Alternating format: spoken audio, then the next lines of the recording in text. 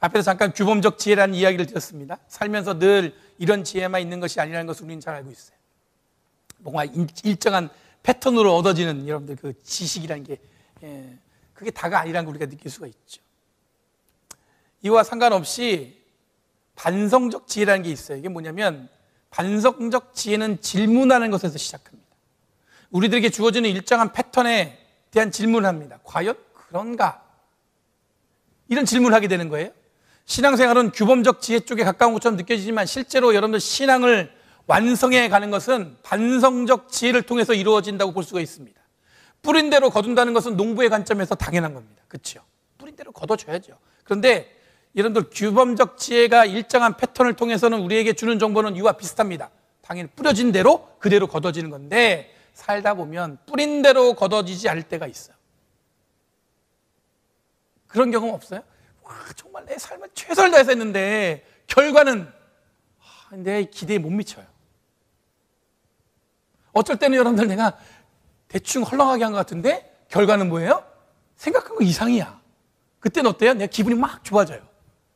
이거 사람 참 단순하죠. 여러분, 오늘날 신앙생활, 하나님 나라에 대한 오해는 성취를 통해 평가하는 것에서 시작하는 것 같습니다. 교회는 얼마나 많은 성도들이 모이는가를 묻습니다. 근데 목사들이 제일 많이 듣는 질문이 뭔지 아세요? 교인이 몇 명이야? 이거예요. 여러분, 성도는 얼마나 큰 교회인가에 관심을 갖습니다. 이 큰 교회 다녀야 뭔가 이렇게 자기도 성공한 것처럼 느껴지는 분들이 있는가 봐요. 지난주에 대학원에 다니는 학생과 한 청년과 이야기를 나누면서 이 저녁 시간을 보냈어요. 근데 그 친구 하는 얘기 중에 뭐냐면 교수님들 중에서는 학생들을 굉장히 심하게 경쟁으로 몰아놓는다는 거예요. 경쟁을 시켜가지고 그들 중에서 그 경쟁을 이겨낸 학생을 자기 제자로 만든다는 거예요.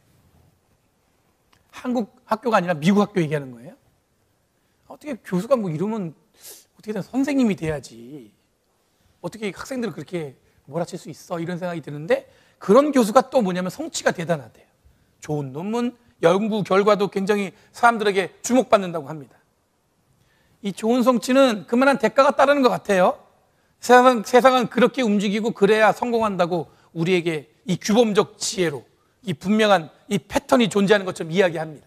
그렇지만 우리들은 이런 패턴에 어떻게 하는 존재예요? 질문하는 존재예요. 예수님이 바로 그런 분이셨습니다. 하나님이 구원을 성취하기 위해서 과연 전통적으로 마련한 율법만이 구원의 조건인가?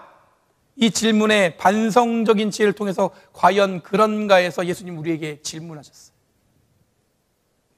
여러분, 우리들이 예수를 믿고 구원받았다는 것은 어떤 일정한 행위를 통해서 구원을 성취하는 것으로 만족하며 살아가는 존재라는 의미가 아닙니다. 내가 예수 믿고 구원받았어요. 이걸로 끝나는 존재가 아니라는 거예요. 예수를 믿고 구원받았다는 것은 예수님이 말씀하신 것 또한 믿고 예수님이 하신 행위 또한 믿고 기존의 하나님의 구원은 여기서 온다 저기서 온다 그런 것에 대해서 우리가 과연 그럴까라는 질문을 통해서 온전한 구원의 역사에 우리들의 삶이 동행하기를 노력함으로 좋은 열매 맺도록 하나님 나라 즉 하나님의 통치와 질서에 머물기 위해 노력하는 것이 바로 성도의 삶이라는 거예요. 우린 질문하면 믿음이 없어 보이잖아요.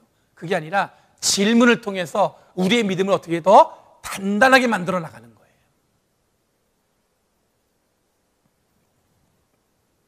오늘 말씀을 통해 예수님이 말씀하십니다. 하나님 나라는 일상적인 삶에서 경험할 수 있습니다. 우리들이 생각하는 것보다 작고 보잘것없는 것을 통해서 큰 열매를 이루어내시는 것을 통해서 하나님 나라를 이해할 수 있어야 됩니다. 하나님의 통치, 하나님이 주시는 에너지로 우리들이 살아간다는 것은 눈에 보이는 성취에 따라 살아가는 존재가 아니라 그 너머에서 역사하시는 하나님의 통치를 기대하며 살아가는 것임을 여러분들 의미하는 것을 기억하시길 바랍니다. 이것을 잘 기억하시고 하나님 나라에 바르게 살아가는 저와 여러분이 되길 간절히 바랍니다. 주님이 분명히 우리 안에서 역사하시고 통치하시고 그 질서 가운데 이 자리에 계십니다. 어떻게 열매 맺는 건 어떻게 되는 거예요? 우리의 마음밭을 갈아엎듯 우리 교회를 여러분의 자신을 잘 갈아엎으셔야 된다는 얘기예요. 기도하겠습니다.